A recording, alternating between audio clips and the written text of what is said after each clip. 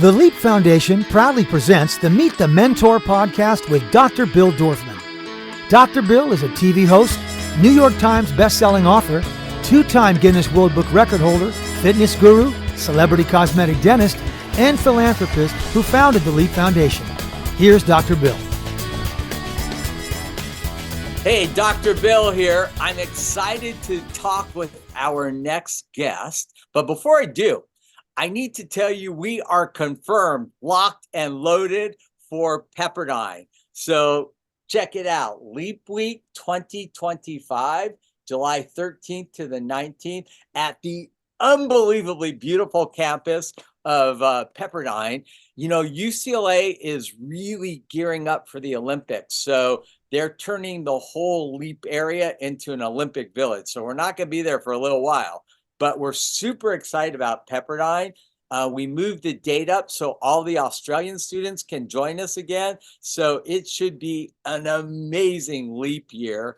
And just so you know, past speakers, Richard Branson, Paula Abdul, Niecy Nash, Anthony Hopkins, Mark Wahlberg, Kathy Bates, Chris Voss, the former FBI hostage negotiator, everybody from Pentatonics, Apollo Ono, Michael Strahan. I mean, we have an amazing lineup. This year we'll have Anthony Hopkins back. Amy Adams said if she's not filming, she'll be there. We may even get Mark Wahlberg back again. So keep your eyes and ears peeled. Go on our website. James is going to update it with any new and interesting facts that you need to know for Leap 2025, but we hope to see you there. So between Leap 2024 and Leap 2025, just to give you guys some good information, we continue doing these Meet the Mentor interviews. And today I have an amazing young lady. Mazzy Eckel is a former Miss Washington USA and a 425 Business 40 under 40 honoree. She also is the founder of her own digital brand management business called EckelBrandManagement. She works with a diverse range of clients, including politicians, nonprofits, business owners, and pageant contestants, blending her passions for storytelling and strategy. With over a decade of experience in the pageant industry, first as a competitor and now as a coach, Mazzy shares her expertise in media training. Her journey in politics and digital communications began at age 16, leading her to work on state and national campaigns to drive fundraising and amplify outreach. Mazzy is a passionate person who's passionate about networking, entrepreneurship, and helping others tell their stories in ways that inspire and connect. And at age 24, she is rocking it with her own business, and she's here to tell us all about it. How are you, Mazzy? I'm doing so well. Thank you so much, Dr. Bill, for having me on today. I'm so excited. I love the Leap Foundation. I've been wanting to get involved for years now, so I'm really excited that the stars kind of aligned for us. Well, you know, Leap is geared towards students age 15 to 25, so you're still in our age range. So I you're am, I welcome to guess. come. You're welcome to come this summer, and your dear sweet friend Gabby will be there as well. So you guys Oh, can have a great reunion. yeah, I love that. I miss her so much. She's over in New York City. I actually was born and raised outside of New York City, so it's really crazy seeing it from from Instagram, basically, stories, seeing her and her journey out there. Yeah. So why don't you talk about the creation of Eckel Brand Management and how it all started and what you're doing with your business right now? Yes. Okay, sure. So when I was 18, I wrote in my notes app on my phone about 10 things I want to do just like in my life. One was like get married, be a mom, write a book, own a business, and then some other little things. Of course, like Miss USA at the time, I want to do that as well. And then I accomplished that at 22. But yeah, owning a business was something I've always wanted to do, but I didn't really necessarily know where to start. I didn't have any revolutionary ideas. I didn't have any projects or anything I was pursuing, but it actually kind of happened because I graduated college in 2022 and no one would hire me. So I was kind of pushed into this world of being in digital brand management through working in college as an executive assistant. I also built my own Instagram for running for Miss Washington and then Miss USA after that. And I kind of got a knack for being in that digital space. And a lot of my friends, a lot of these small businesses I worked with in college kind of looked to me for that guidance. And then at the same time, I was pursuing my degree in political science. So I was volunteering on campaigns. I was doing some social media, running accounts for hopeful candidates. And then I just could not find a job, Bill. And it was so frustrating. And I did some internships and I just knew I had these qualities, but just people weren't really taking chances on Gen Z in the social media realm for corporate or for other businesses. So I just kind of went on a limb. I approached the internship that I had at the time, which was for a political firm here in Seattle. And I said, hey, I think I was 23 at the time. So this is about a year and a half ago, almost 2 years ago. And I said, hey, I don't want to be an intern again. I actually want to make money. I want to have clients and I want to do this. And I was just like, where should I go from here? And so the owner of the firm, it's a kind of a small boutique firm, but very mighty here in the PNW. And the owner said, well, I have some clients who are in city council right now and Seattle City Council that needs social media help. And I also know of a nonprofit that's a nationwide nonprofit that's been around for 20 years and needs help. So I actually got clients before I even created my LLC.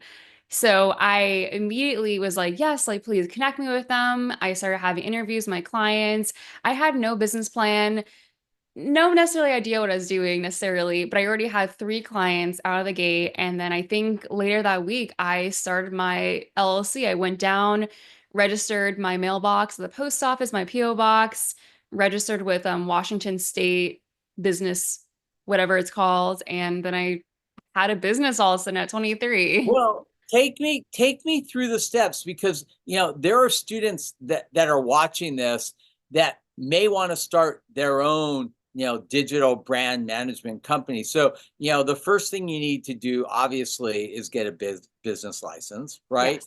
You also need to decide, and I usually tell students they should meet with a CPA that they know and trust and decide what kind of business do you want to be? Do you want to be a C corp? Do you want to be a LLC? There are different options for that. But if you can kind of give me a roadmap and tell us what steps you took to kind of get your business up and going. The fact that you had 3 actual clients before you even started was just like such a blessing in disguise, right? Because nobody starts a business like that. But if you can kind of tell us how you laid the groundwork for your business and then what you actually started to do with these clients, I think that'd be super interesting.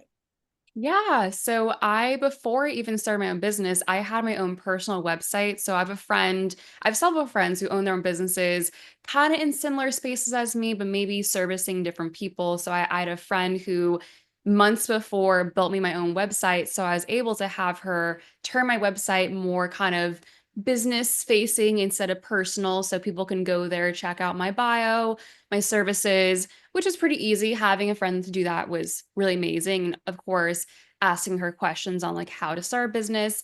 But for me, it was finding my PO box, signing up with that, which is not that expensive. I thought starting a business was really expensive. Of course, if you're brick and mortar and you're servicing a product space, like yes, that's gonna be more expensive. But since mine was all remote and digital, there wasn't a ton of overhead.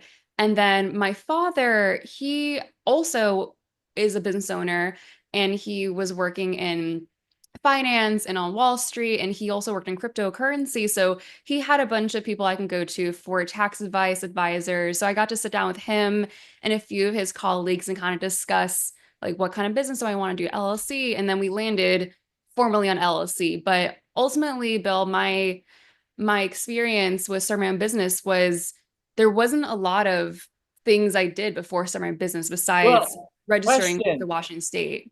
why would you need a PO box?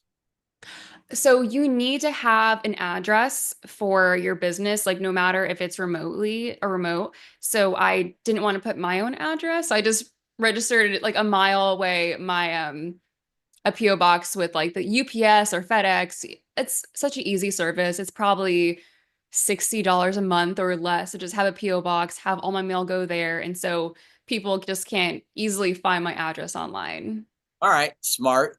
So you have these three clients.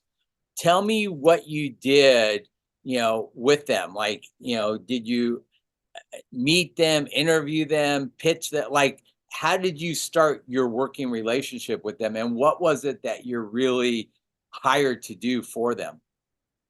Yeah, so my work in the beginning kind of was really dependent on the client. I'm very picky and I kind of have a business model all set up and things I offer, but back then it just was any jobs I can take necessarily in the social media management. If you need I don't know, a presenter for your I don't whatever it is, I will do that. If you need a social media manager, I would do that. So two of my clients, one was a city council member in the city that I lived in, and then the other one is a Seattle city council member which in Seattle, which is about 10 minutes from me. And so I basically just manage their social medias. One of the clients, I would go with him to events because he was running for Seattle City Council. And I would go to events, I would film him, take photos, I would create graphics, graphic design, post about it. And every few days, I would kind of update social media. And then my other client, which is my probably longest term client, is the Drake Group. They're a nationwide nonprofit. They're a bunch of lawyers that come together to fight for college athletic rights, which is really cool because I'm not a huge sports person. I run track. I've always ran track, so I've never been obsessed with college athletes or sports or watching sports.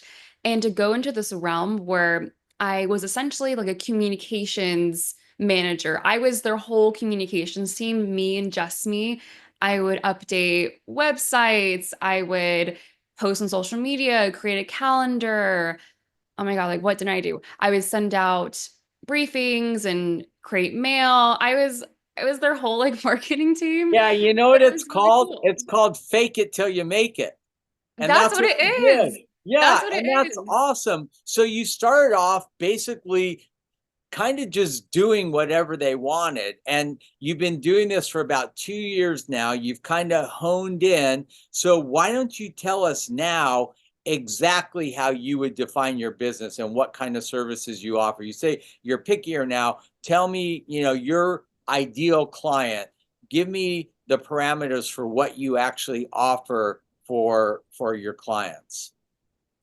Yeah, so in the past year, I've actually added on pageant coaching to my brand management business. And so pageant coaching, I would say, is a little bit different than most of my clientele, but in that space, I coach women in media training, essentially brand management, media training. I do interview, I do walking, runway, styling. So of them, it's a little bit different than what I do with my other clients, but I still call it media training because essentially I want whoever I'm working with to be comfortable in front of the camera. And that means helping them book on podcasts, helping them get in front of people to talk about their stories. And I essentially think that's brand management itself. And the other things I do, I have a few different tiers of how I work with my clients. One is like a social media space where I just am a social media manager. I help them with that, organizing calendar, connecting them with other people I know to build websites. I used to do the website building, but honestly, it was a headache and a half. So now, go ahead. So when you're doing social media, I'm assuming Instagram, TikTok, what, Facebook, Yes. Twitter, Yes, all the all four? things. Yes, all the things. And if a client needs other things, that can be negotiated. I still have the like mindset of if I'm kind of fake it till you make it. If they need something, I can see if I'm willing to do that or if I have expertise. But essentially, I am here to be a brand manager, connecting them to photographers, people who will build their websites, and then also managing social media and marketing if that's necessary. Do you bill like on a monthly basis, like a retainer, or is it like a one? time fee, you pay this and you get that, or how's that work? Yeah, so I go based upon like monthly. So there's different tiers based upon what each client needs. Some clients are just individual professionals that just need some social media help, just need some rebranding with social media or marketing, or just wanting a better brand face value on their social. So that would be probably more the first tier. And then there's second tiers where it would be social media and also marketing help, which is like emails, more website updating. And then the third tier, I like to kind of call like wraparound services, which I essentially would help them more with booking on podcasts, booking on, let's say, TV shows, radio shows, kind of helping like more that way reach a bigger audience.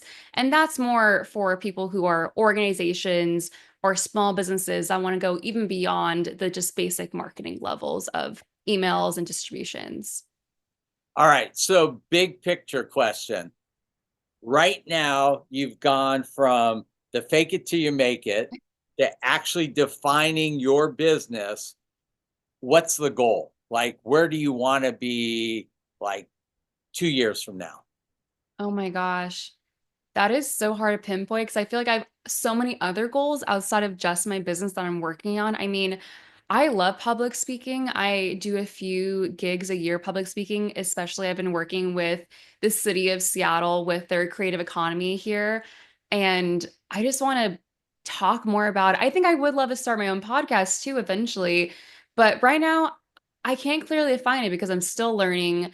It's really based upon clients. I'm hoping to work with maybe larger client sets, being able to hire some interns, kind of starting to level up a little bit in that value. Cool. And if students want to reach you, what's the best way to reach you? You can reach me via email or Instagram. My email is contact@mazzy-eckel.com, or my website is mazzy-eckel.com, or Instagram, Mazzy Eckel on Instagram. Perfect. We'll put that in the show notes. And I would love to have you come to Leap this year and have like a little reunion with Gabby and some of your other friends that are there. I think you'll get a lot out of it. We have amazing speakers, and we really focus on, how to build your business and give you the foundational skills that you need to become an entrepreneur. I would love that so much. All right. Hey, Dr. Bill, over and out. To learn more about the Leap Foundation, go to leapfoundation.com or find us on Facebook at facebook.com/Leap Foundation or on Instagram at Leap Foundation. Listen to the Meet the Mentor podcast with Dr. Bill Dorfman on Apple Podcasts, Spotify, or wherever you listen to your favorite podcast.